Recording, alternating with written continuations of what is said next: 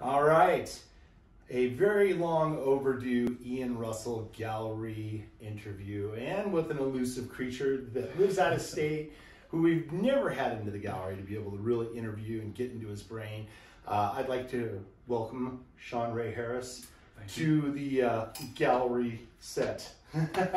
Hey, Shawn. It's a treat. Yeah, well, it is a treat. We haven't Thanks for seen you having for a me. while, and you know, you're one of my main artists in the gallery, and people have not been able to set eyes on you and get a feel for who the person is behind the mask and how you got started in this amazing digital career that you've got going on. First off, just tell me a bit about, like, obviously, anybody who's seen his work knows that Shawn has a lot of outfits that he dresses up in and he photographs himself and what have you, but how did that whole thing originate? I mean, what drove you to do your first piece? I know I asked you this a long time ago, but I kind of can't remember what it was. I just like, with photography, I like using myself in self-portraits to experiment with different ideas and concepts, and I just found that pictures of me weren't so comfortable, but when I found a Halloween mask or, you know, costumes, it allowed me to be whoever I wanted to be, and who was under the mask wasn't so important as the story I could tell with dressing up in the mask, and it allowed me to be multiple characters and just create stories that went off in every direction. And I'm in it. What started out with 10 masks is now, you know, 200 and some masks, and Wow. rooms full of costumes. Yeah, your house is Props. incredible. So, but your background was in advertising, right? I have a commercial photography background at shooting product, and yeah. Isn't that what you did though in San Francisco? In Salt Lake City. Salt Lake City, okay. For a company there Really? for about 5 years. I thought you worked in San Fran too. I lived there. And, You lived there, okay. Is that how the whole thing originated though? I thought it was a joke that somebody had, like, put you up to doing that. And no, I was doing an outdoor festival in Denver, Colorado. It started raining. I ran into a store to get out of the rain, and it happened to be a costume shop, and there was a big wall of masks, and I just sat there looking at all these masks thinking, you know, it was just serendipity. I was in the right place and looking to change the photography that I was doing at the time into something else. And it took about 6 months from when I bought the first mask to figure out the language and the aesthetic and the direction that it was going to go in, and it's just kind of evolved ever since. That was probably 7 years ago. wow.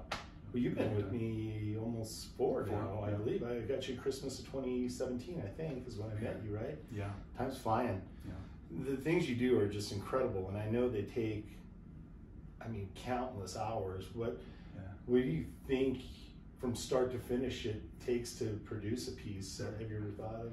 Oh yeah, I think about it every second that I'm working on it. I'm thinking this is getting longer and more complicated. Some of them can go as easily as, you know, 2 or 3 days, depending on how clear the idea is in my head and the photos that I have to work with. But some of them can take as long as 6 weeks, and they just evolve as I'm working on them. I spend so much time working on a piece that the story can change, and just it just goes into directions that surprise me. And next thing I know, I'm weeks and weeks into it, and you know, it finishes far different than the way I thought it would start. Sure. Which is great. I like that surprise. Yeah, well, that's what's so unique about your stuff. It evolves so greatly from, you know, simplistic single figure things to these pieces that you've done upwards of 70 layers. And you know, for those who are still not quite clear, if you go look at his work, you know, some of those are what, on a minimal level, like 2 images to make up a piece, but up to 70. I'm over 100. Wow. Yeah, I'm not gonna go into the details, but I guess maybe 150 layers for my latest piece. Wow. That piece. Wow. That's incredible. So, obviously, with the hiatus of the COVID stuff, you've been working away and doing new things and getting back out into doing shows.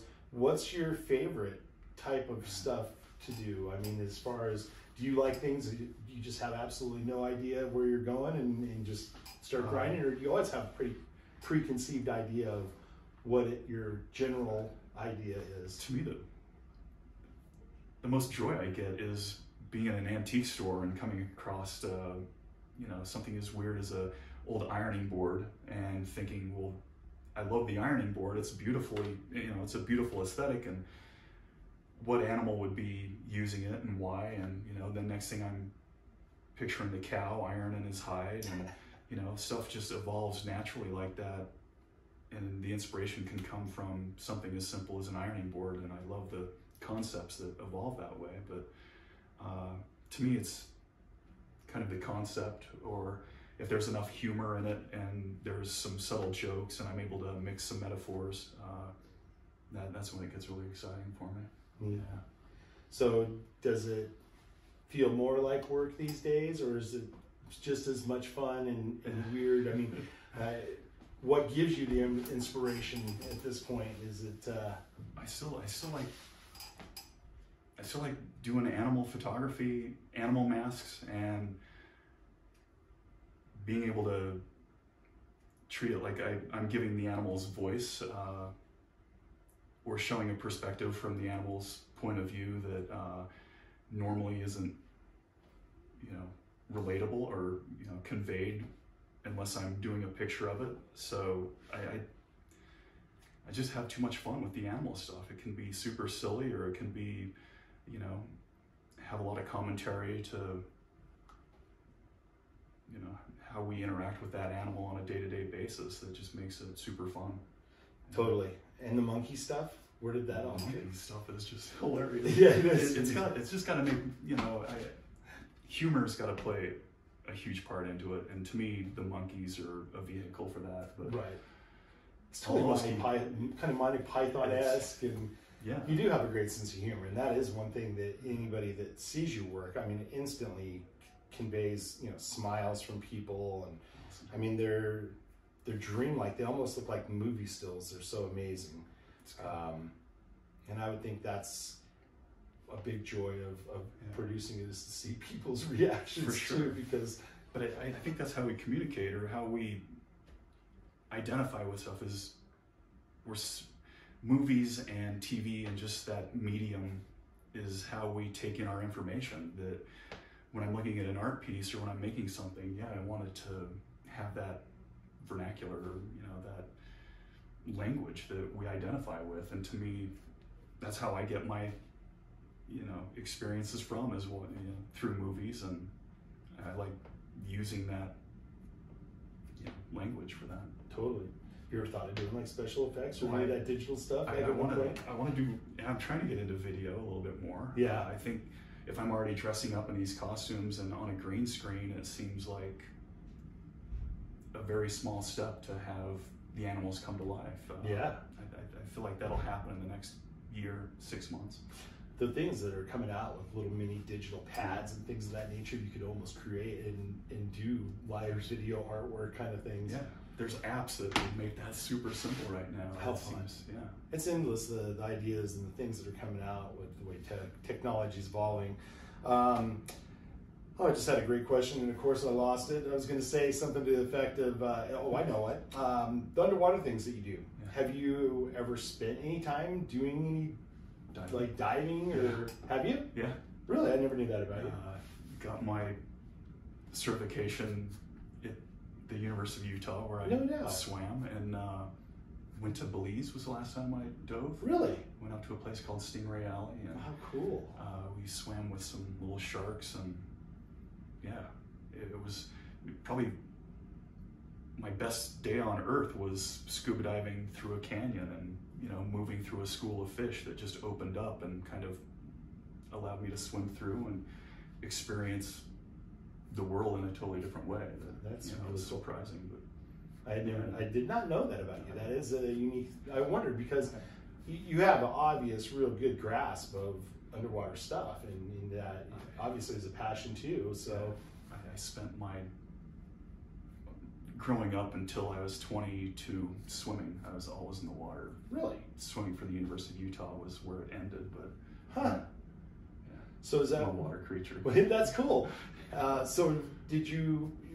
So what was your background? What did you graduate with at university? Bachelor of Fine Arts. Bachelor of Fine Arts. Photography emphasis. But I thought I was going to be a film major, so I did that for about a year. I thought I was going to be an English major and did that for about a year. It took me about 7 years to get through school, but wow. And all of it, I think, helps the work that I'm doing right now. Oh, totally. I mean, it's very, very evolved, very thought-provoking stuff for sure. Storytelling, cinematic, and photo. Yeah, it's the best of all worlds for me. Well, today is our 4th Friday Art Walk, and we are lucky enough to have him in here tonight from 5 to 8, and also tomorrow from 12 to 4. He's going to be signing and doing some personalization of things. Of course, if you don't make it in this weekend, we can always get something special from Shawn. We, of course, do a lot of special orders on his pieces in custom sizes and paper and the aluminums. His work obviously can be found through me. I know he does some select art shows. You want to plug anything coming up that you're going to be seen at that people could find you at, or just find you here at the good old Universal Gallery? Yep. Cool. Well, I'll tell you what, it's been fascinating just getting a little tidbits out of you, because it's, like I said, it's been a long time since I've got to sit down and chat with you and really get into an in-depth idea of how this all evolved. And again, for the viewers, you have to come down and see his work to really believe it and get the grasp of it, and I encourage you to do so. It's really something amazing. In fact, when I very first saw Shawn's work, it was at Tempe Art Festival, and I walked by it because it looked like, it didn't look like anything other than movie stills or collage kind of stuff. And when I started looking at it, I was like, oh my God, what is this? And when I found out it was you in all the outfits, it just made it even more special and fun, and obviously entertaining and hilarious. My brother and I collect monkey things, so I ended up buying a couple monkey things that day for Christmas, and then it's just gone on from there. And it seems like you've got endless possibilities. Anything that you're looking forward to doing that you want to do? That I'm looking forward to working on a new Bobo piece that he's the collector, and you get to see inside of Bobo's spaceship or his life, and cool. See what he's collected along his travels through space. So it's going to be a multi-room spaceship that you kind of see a cross-section of, and it'll probably be my most detailed, elaborate piece, and I'm going to spend 2 to 3 months on it, but it'll probably be like the pinnacle. From here on, I hope to be a little simpler, but this one I'm going to go over the top with. Cool. I'm excited. Oh, I'm very excited too. Well, thank you again for coming down this way and hanging out with us and giving everybody a little glimpse at you and your life. We're going to go downstairs and check out the wall and give you an idea of what we're talking about here. So thank you guys. Hopefully we'll see you tonight. Thanks for tuning in. All right, we're back at your wall down on the ground level of the gallery. This is where all the magic really happens. We're just going to talk about a couple pieces, and one of my all-time favorites, and really everybody's so into Star Wars stuff, is Anakin and of course my father's garage. Let's start with Anakin, because I think that was the one that really kind of kicked it all off. For sure. And give us a little insight on your play on Anakin. The concept came around because I was doing another ship in a bottle picture, more traditional. I had the Aquanaut building the ship in the bottle, but I thought if there were only other ships in bottles that I could make a play off of, and of course the Millennium Falcon is the ship to go to for that. And I just thought, what would be more funny than Darth Vader building the model, working out, some of his issues. And so I built the set in my living room and just propped it out. There are still other elements to it that have been photoshopped in, like the window and the curtains, obviously, and it's still several layers, but I just like to hide different gems in there. Did you make the little weaving thing back there, the embroidery? No, that's just pieced together digitally. What about the Jedi Award? Was that real? No, I took another trophy and then You're amazing. It's just incredible. And of course, everybody wants to know what Vader's dog is going to look like. You see the dog toy, you're like, what? And then of course Chewbacca's head. Yeah. It's just genius. Which should have been Jar Jar Binks' head in hindsight. Ah! I've got my troll school, you know, the pencil box there, and some Big D on his lapel of his shirt. Yeah. Genius. I just wore that shirt last night as well. Did you? Yeah. All of them are phenomenal, but you know, we'll talk about a different piece other than Star Wars. One of the other favorites, I mean, other than the Aquanauts, is this little guy here, and it's called Small House Holds 100 Friends. Yeah. And that was inspired by your hummingbird feeder. I'll sit in my office where I do my editing and watch my hummingbird feeder, and when the hummingbirds come in and then take off, I just picture this is where they go to, is back home where they, you know, have a really comfortable lair, and I don't know, probably sit in their smoking jacket and read the paper. Yeah, they do. I've seen them. Yeah. So I used some imagery that I took in Redwoods National Park, and then blended that with a couple bird nests that I've collected, and then arranged all those sticks and created the outside of it as an entryway.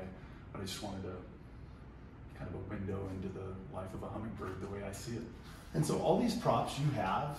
Absolutely. Wow. But again, that's half the joy of this, is collecting the props and assembling, you know, some really fun things to take pictures of. Well, your house is an antique store. When I went there, it just blew me away. How many bedrooms? It's like 12-room mansion or something, right? Or... It's an old Victorian home. Right. Maybe not 12 rooms, but it's packed full of goodness. It's so cool. I mean, one whole wall is nothing but these masks, another wall, these masks. They got a bug attacking here, and you know, all these amazing costumes and stuff. He doesn't want to let me go. Anyway, thank you, Shawn. Tonight we're gonna rock it. Come on down here, 5 to 8. You get to meet this man and get something personalized, and have a little food and drink, and hobnob with us crazy artists.